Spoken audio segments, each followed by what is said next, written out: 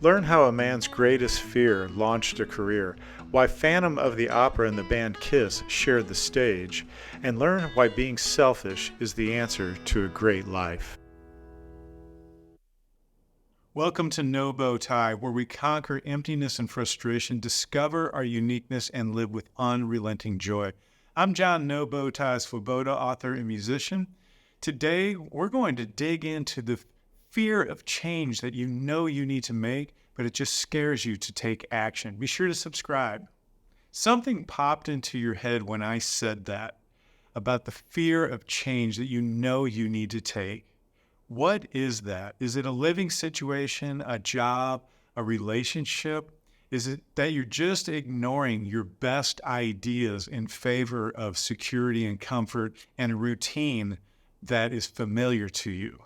Before we go any further, I want to really specify, I'm not talking about making a change in your life because you're tired of being, say, a parent, that you're going to abort being a parent just to have your freedom. I'm talking about changes that if you made them today in 1 year, your life would be better. And you just keep procrastinating that burning desire that's in you because it's a risk that you don't want to take. You're afraid to take it because of what might happen. But think for a moment, what is that change that you want to make that if you made it today, a year from now, your life will benefit from it? One experience that I've had when I was in my 20s, I was living in Emporia, Kansas. I was a musician playing in a lot of country bands. There was a problem. I didn't really like country music, but I was very good at making the country music sound, and I was making good money. I had a secure job with it, and my phone was ringing to be in other bands. The problem was I wanted to be a classical guitarist. I wanted to study classical guitar and have a performing career. The more I stayed there, the more my phone was going to ring for country music. And then one day, I got the idea of pushing off. So I submitted to a scholarship program at UMKC at the conservatory. I didn't think that I would get it. It was just something I knew I needed to do to show my desire, to show that I wanted something bigger than what I was getting. I got a letter in the mail saying that I got accepted. I had some decisions I needed to make. I had to get out of the relationships. I was going to leave a lot of people that I knew and loved. I was going to get out of the work environment, the bands that I had established rapport with. I had to make those decisions. Once I did, and I pushed off, life became very exciting. Because the first thing that happened, I failed miserably. I came up to Kansas City, and I was the worst guitarist in the program. I realized I had a lot of work to do, but I had put my foot through the door of living my dream. The dream that I knew that I had taken too long to engage in that risk, like you should do. But I also knew that if I stuck with it in a year from there, good things would come from it. I had to trust my sense of judgment for my desire rather than always relying on security and a routine. And let me ask you a question. How often have you left one relationship because you had a burning desire to do yourself, to pay attention to yourself and be honest with yourself, that turned out worse? How often did you move from a house and end up in a worse situation? Or how often have you left a job because you had an idea or you had a lead on something?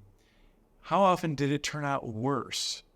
And if you think about that 1 year later, most of the time you either succeeded, moved forward, and benefited, or you learned so much during that period that it benefited you anyhow. That's what risk is about. When you take those risks in your life, you're going to jump forward either in the dream, fulfilling the dreams that you once had visioned, or you're going to learn so much about the reality of it that you're going to get your feet on the ground. You're going to be stronger toward that pursuit than you've ever been in your life. One story I've always enjoyed is a member of a rock band, famous rock band. He stayed in the band because it kept getting more popular. you might have heard this story, and it became a great success. They were, raking in millions of dollars and booking the biggest shows on the planet. And he finally, he knew that he was ignoring a dream of his, and that was to be on the Broadway stage. He auditioned for Phantom of the Opera in Canada, got the part, and in that season, they sold out 18 shows in a row. The man's name is Paul Stanley, and the band that he was in was Kiss. And the whole time that he was there, he had reported being happier than he had ever been in the band because he knew that was one thing he always wanted. Did it make more money? I doubt it. Did he become more popular? I don't think so. Did it fulfill his personal dream? It did. And that's all he wanted in life. And that is what you want. You have a burning desire in you towards something, even if it's a small something, that will make you feel alive. Something, a part of life that you want to taste, that you know is waiting for you. And the biggest mistake you can make is to ignore your ideas about it. When you do that, you're really suppressing the true you, the truest part of your spirit. Don't suppress that. Take action on it. Here's how. First of all, be selfish. Now, before you misinterpret that, you've got to remember that being selfish is paying attention to yourself, paying attention to your strengths, building your own strengths. Be selfish and do get what you want. Who's going to have it in 10 years? You are. Who's going to have the experiences, the learning, the relationships, the turn of events that will matter most? You will. Be selfish and pay attention to your dream. It does not mean you have to hurt others, but it does mean you've got to nurture your own dream, your own ideas. They are number one. A second thing, do have a plan. Don't just go out wildly and see what happens. Something will happen, but when you have a plan, you're actually creating a target. And I suggest have a plan B. If one thing should fail, know that you can pick it up and create momentum with another plan and either get back to the original one or let the other one use your skills and your desires and your dreams to apply in a different way. But have a plan. I suggest writing it down. And last, the biggest one, do it and then decide if you should have. There is so much to learn by just jumping in and doing it. I remember when I wrote my first book, I did not want to write a book. I didn't know how to write a book. Somebody suggested to me that I somehow take my message and reach other people. I thought to become a speaker, but you can't just become a speaker when you're not popular. The first step was to write the book and get it out. So I went ahead, I started small. I wrote one little page at a time. The next thing I knew, I had 100 pages written. The main thing was I stuck with it. And now I will never forget the great feeling that I had when I got a shipment of those books in the mail and I pulled one out and it had my name on it. And I knew that I had fulfilled one of my dreams, to become an author of those ideas, of the concepts.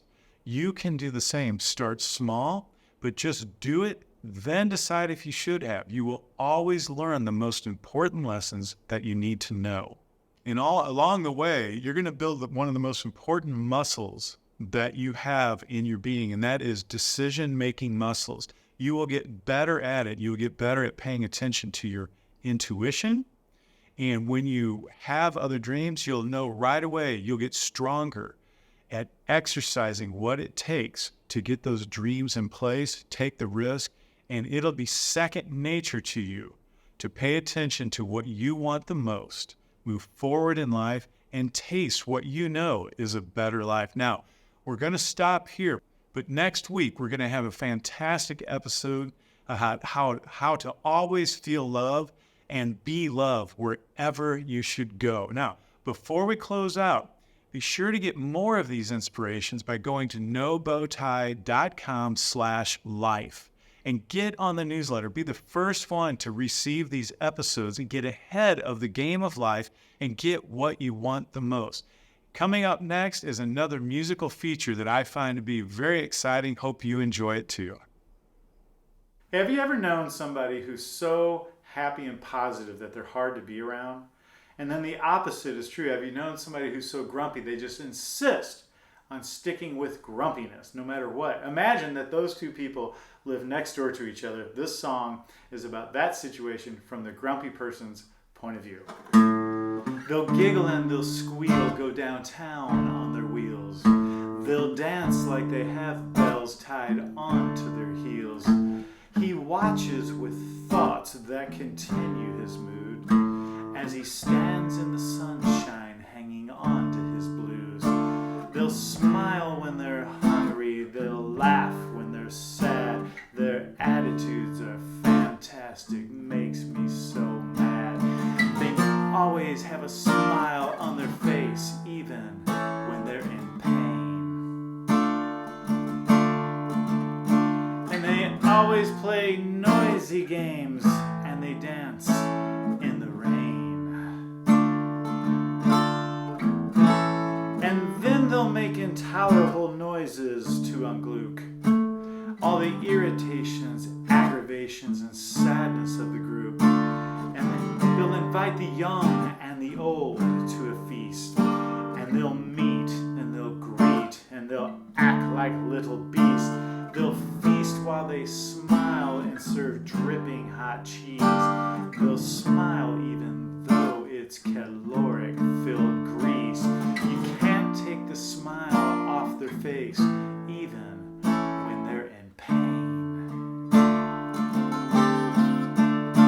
And they always play noisy games, and they dance in the rain.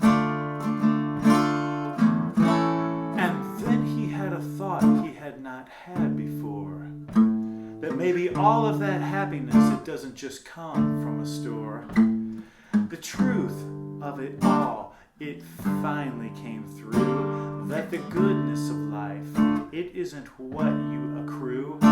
It comes without dollars, no boasting or brags. It's not about comparing the riches to the rags. He now has a smile on his face, even when he's in pain. He joins them and plays noisy games, and he'll dance in the rain.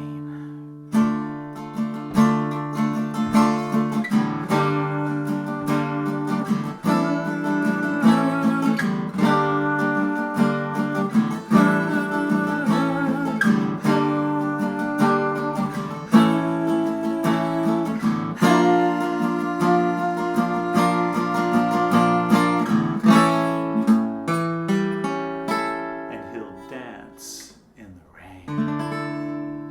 the rain.